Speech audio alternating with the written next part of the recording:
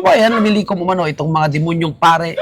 Pasensya na sa termino natin, pero mukhang ganyan na talaga itong mga ilang kaparian ngayon na nasa Katoliko, no?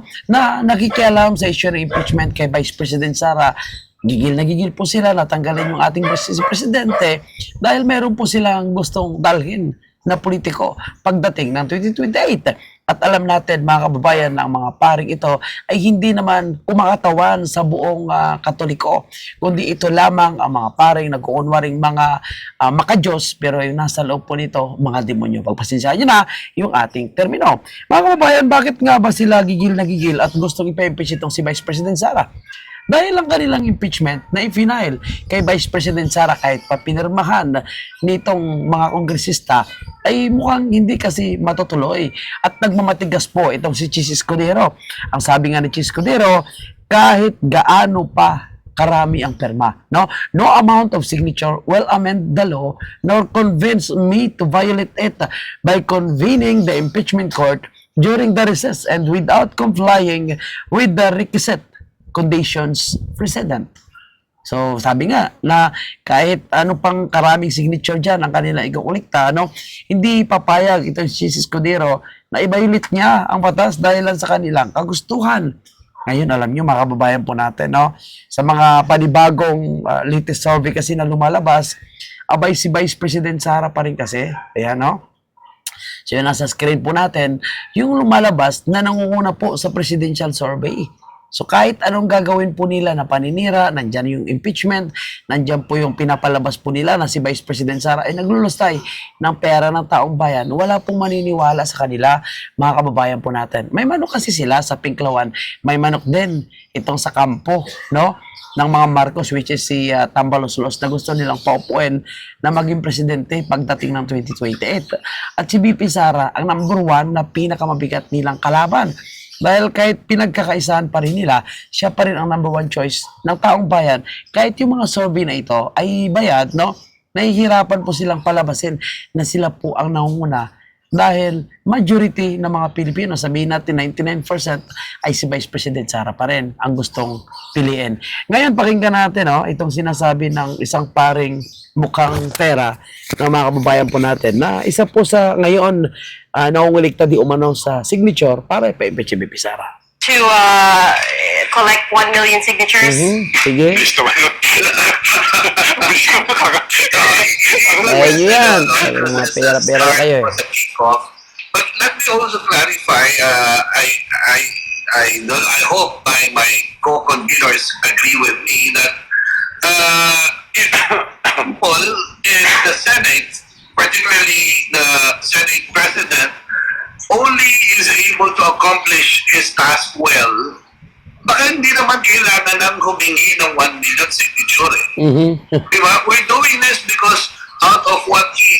So actually, yung kanila palang lumalabas, yung kanilang pagkukulikta nitong 1 million signature, parang nagpapakita na china-challenge nila si Escudero. Kasi lumalabas sa kanyang bibig na kung mag-convene na nga itong Senado, hindi na nila kailangan magkulikta daw ng 1 million signatures. Pero yung 1 million, kayang-kaya naman yan, Mamaya, ay pagpatuloy natin ito. Saying or belittling that there's no clamor. But the House of Representatives has already spoken. Spoken sa pera, dahil sa pera kaya naging spoken. Signatures have been signed.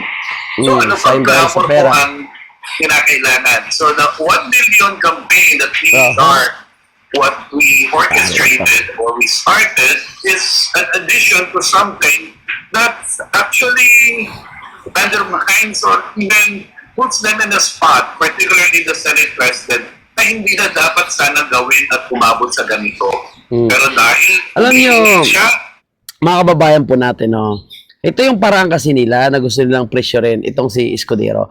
Kahit nakita natin ngayon, narinig natin sa mga kongresistang ito, na salita ng salita, talagang marami po silang sinasabi para lang mapapayag nila itong si Escudero, na ituloy na nga itong trial ng impeachment. Pero ayaw ni Escudero dahil nag-aalangan din po siya, lalong-lalo po, marami po sa mga senador ngayon ay mga re-electionist, na alam nila na sila po ay tatamaan kapag itutuloy nila itong impeachment.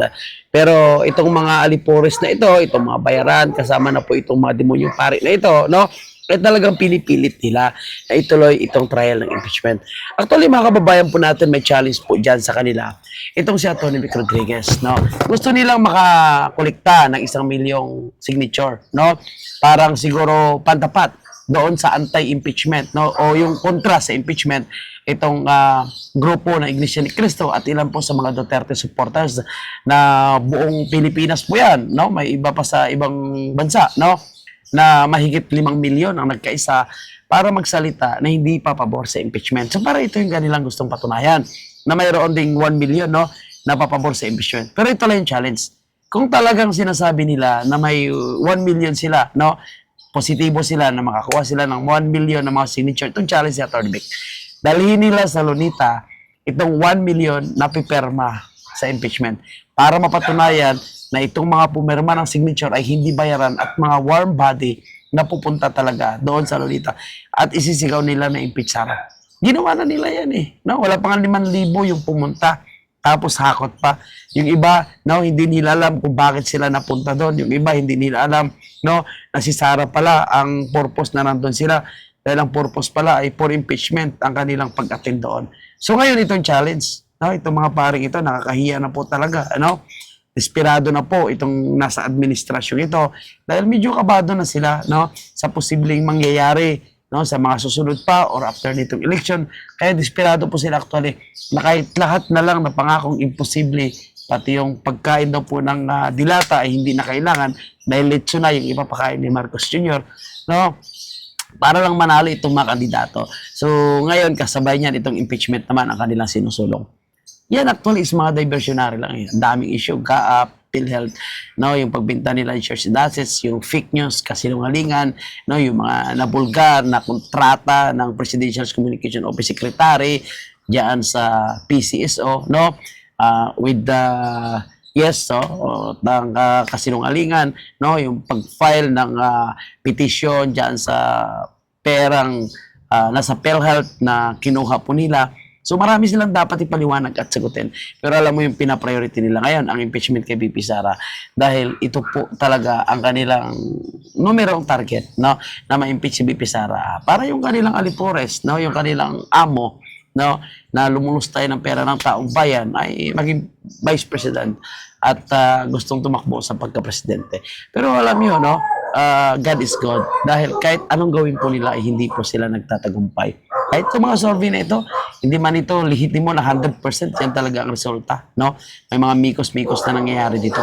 Pero mahihirapan po silang imikos-mikos, lalo na po majority ng mga Pilipino ay hindi papabor sa impeachment. At itong mga bayarang paring ito, babalik din po yan sa kanila, yung kanilang ginagawang kademonyohan, no? Itong paring ito, alam ko, ay siya ata yung nakasama doon sa Senate hearing at sa House hearing at ito ata yung adik na pare, parang ano, I don't know, baka nagkamali lang ako. Pero anyway, no, hindi tayo papayag dyan mga kababayan po natin. Magkaisa po tayo, iboto po natin ang nasa Duterte lineup, no? Dahil ito po yung mga kandidato na karapat dapat at ang kanilang intention ay mabuti para sa ating bansa. Thank you. Mabuhay ang naisip.